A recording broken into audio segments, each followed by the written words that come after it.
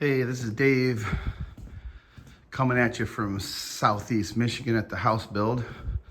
Just wanted to do an update again of how we're doing the mains and tying in all the branches. Here's our work table.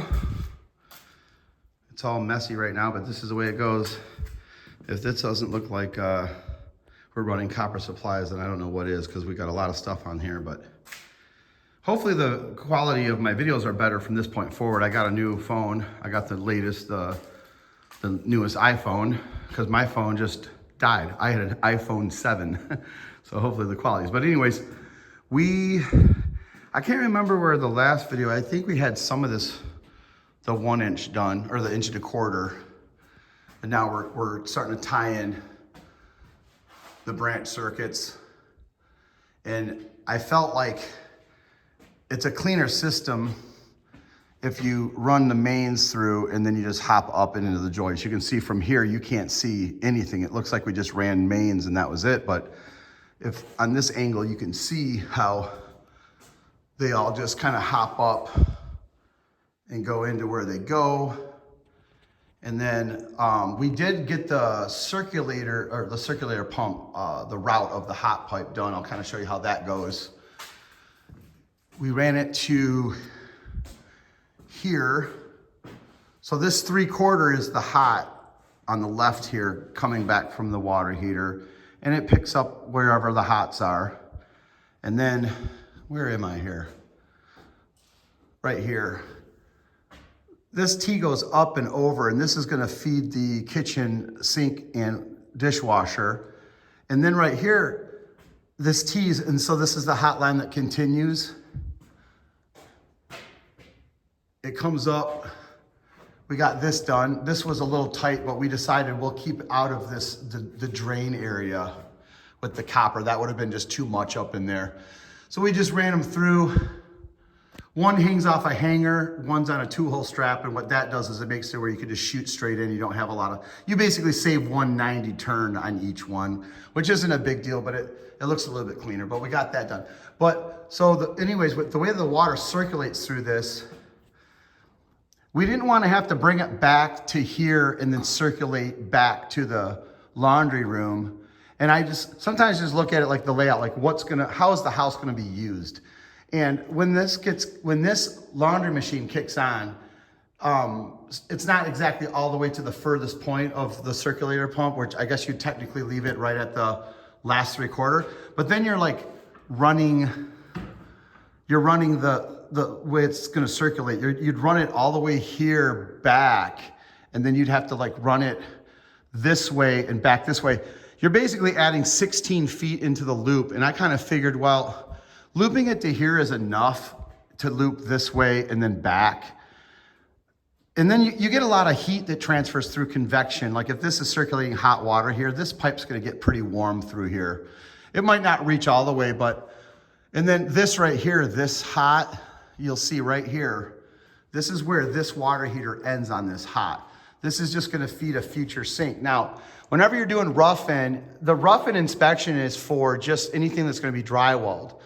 Well, since we don't stub these up to this bar sink yet, just because of the way this is designed, I can't get them into a wall. These are gonna have to go through the floor into the counter, or into the, the base cabinet. So we just simply stubbed out, put a cap. These don't get shut-off valves because they will have shut-off valves in the sink.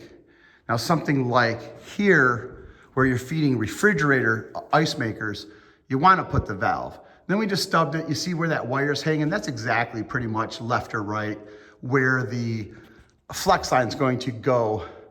So when the house is all built and you're ready to kind of get going, you got your appliances, your floors are in, everything's in, the cabinets are in, you just cut that cap off, and you just sweat on a fitting that has the flex line that'll hook right to it. Then you got your shut-off valve there. But anyways, the way that this flows is it goes up, over, down, and then I had Justin just run this. We could have just literally put the first 10-foot stick, or you could even put a nipple, but then you have a coupling. And you know what they say about running pipe, the more couplings you put, it shows your mistakes. Couplings a lot of times represent mistakes unless you're at the full 10 feet.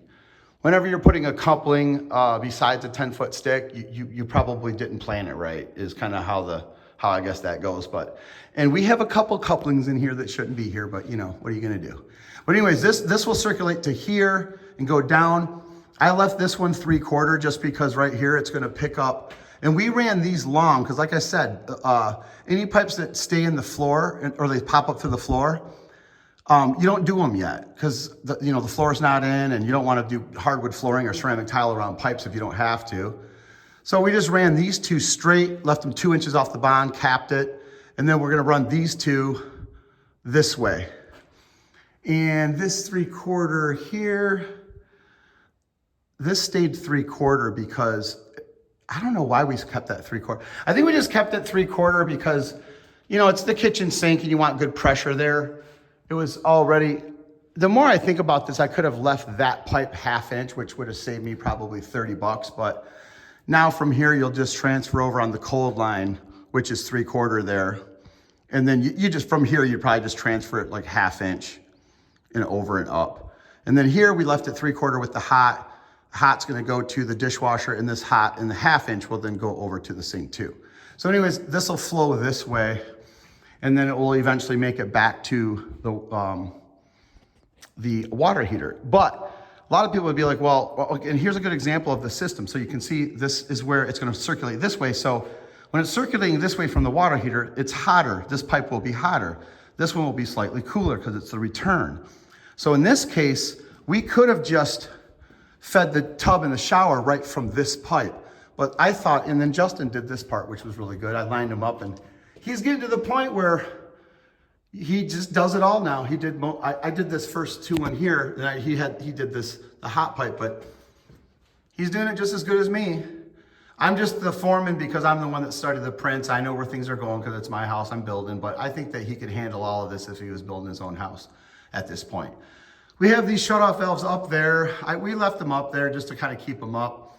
This is the group. This is both the tub for Leah and the shower. And instead of putting 4 valves in there, it's like we have it in a group, and we can shut that off. But what I was gonna say is, like, we brought the hot and the cold, obviously the cold, but the hot from here over instead of tying it off of this one, the return. And my idea behind that is, like, you always want to bring your supply lines off the hottest part of that loop, which is obviously over here. And that's why this pipe just passes through here. And obviously I could have saved 10 feet of pipe, and this probably would have worked, but then you got the hot water, and every time you're using this, that hot water would have to travel all the way back down that way and this way. So that's why we did that. We ran like a square like this, came off from the hotter part of the pipe, the loop, hit here, and then this will just return. So it's been fun though. I like this stuff, mapping it out and figuring it out. Oh, and then we got these soldered hangers. I use normal hangers up there like that. And it's nice because we set it up, we just knew that if we set a block up to the bottom of the I-joist up there and just flush the straps to the top, the pipe is 8 inch on center from the floor up there. And so that was a good layout. We could just put them in, and we just knew we're at 8 inches down to center. So that just helped us streamline this quicker. But we're getting it in, and it's, like I said, it's exciting because I haven't done a lot of this. Oh, and then here's what I was talking about, where once we get to this point, we get past the laundry area.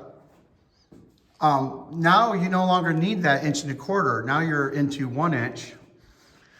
And so what I did is we teed that up, and that's the last point. We could have went 1 inch from here, but I just had this 1.25 inch off the pipe I cut. So it's like, I might as well use it because it's just more volume. Then we reduced it. We put an isolation valve. That valve, like I said, it's just the valve that's going to shut off. Like if something ever went down wrong this way, and let's say for whatever reason, we were out of water down this part of the house for a week, we could just shut this off and still be able to use this hot water heater on this side of the house as well as the cold water. And I would just tell Leah that, hey, I'm gonna have to take a shower in your bathroom because our bathroom's down. But that one shut-off valve makes that possible. Because if you didn't have that, you're basically shutting off your main and you're just out of everything. So And then this is pretty much where we ran here. This is now a 1-inch. Goes up with a shutoff valve upstairs. We're putting shutoff valves here so then you can isolate the upstairs as well. And then we're going through here. We haven't ran the hot yet. There's no hot here. It doesn't come in until down there. Well, I'm sorry.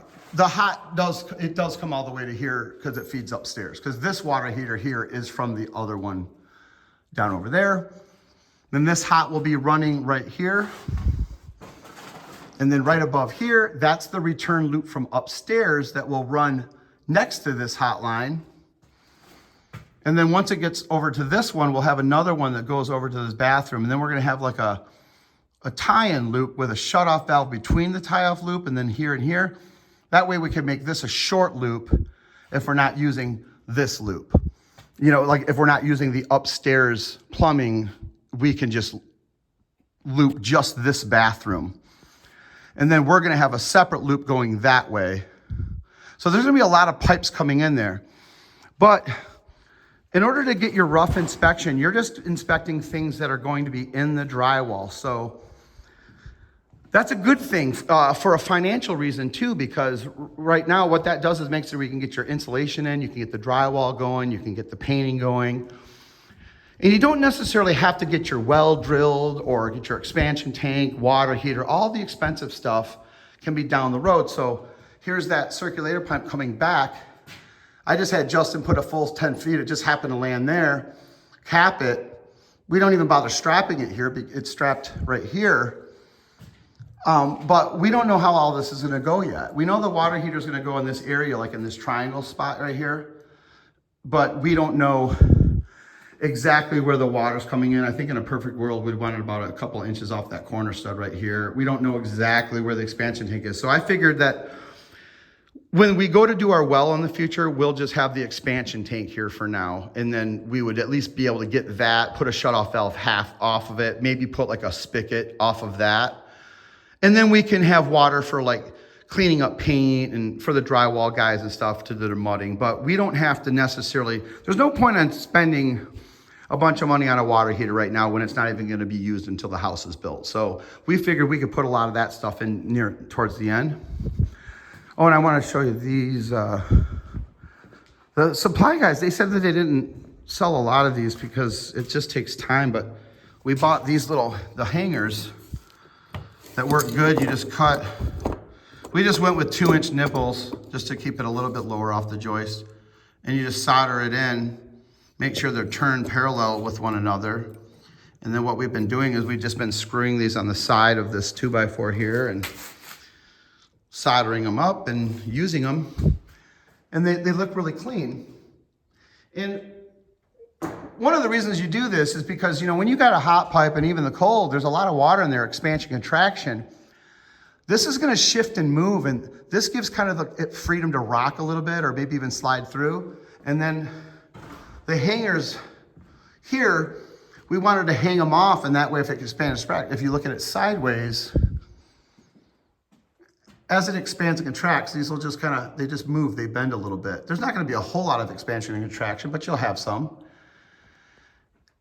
And then any wood or like 2-hole straps, anytime you're strapping copper pipe or anything that's gonna be hot, cold, you don't wanna leave those straps too tight on the framing because you want a little play. So when we get ready to drywall and all that stuff, we're gonna go back to a lot of our straps and just, because you tighten them tight so you can solder and the pipe stays in place, but then you wanna back those screws off a little bit and actually leave the straps a little bit loose so when you get that expansion and contraction, the pipe can just move freely. So anyways, we're already at about 14 minutes. I'll just keep doing these videos and whoever's interested in it can keep watching, and we're just gonna keep doing it. It's gonna get a little complicated through here. The HVAC guys, they did not give me any thought at all. They don't care, you know, we have this bathroom here, and so we found out, me and Justin were looking at this before he left today, and we're probably gonna have to just take this ductwork down just to get our pipes above it. We could get our hands in there. We're gonna feed through, this one's obvious, these are glued, so we don't wanna get into all that. That's tough to get up in there. We're gonna take this one down. We gotta hit these pipes up here on this tub, or yeah, the bathtub, and then the one for the toilet here. And then we have to hit these two way back in there for the sink for that upstairs bathroom. So we'll show you when that's all done. But once we get through here, I mean, we're getting there. I think we're about, with all the plumbing we've done, we're probably at, well, when you add in the fire caulking and the nail plates, you know, to protect the pipes from the screws or the drywall, we're like more than halfway done, but I don't think we're quite at 2/3 yet, but we're gonna get it. Oh, and then right here, you can see how these joists are at a 45-degree angle of these. We're gonna just run the pipes out this way and just hit like a space just like this through here with 45s and just run straight through and branch out. We have pipes here, toilet, and then just like tubs and stuff right there. And then that'll be that. And then once we get all of this tied in, we're gonna start, you know, they wanna see the hot pipe insulated, especially I think they need that. It's code you do like the 1/2-inch pipe insulation on anything that's gonna be like the circ pump. So I asked him like, well, what's the extra cost with the more expensive? They have like 3/8 insulation and 1/2-inch. And he says it's such a small amount of money. He already knew where I was going with it. It's like, you might as well get that 1/2-inch better insulation for all the pipe, because you're gonna get your money back through like the savings of, the small amount of savings you get month to month after your bill, you're gonna get your money back eventually. But anyways, I'm gonna wrap it up. And like I said, I'll just keep these videos coming. All right, this is Dave signing off.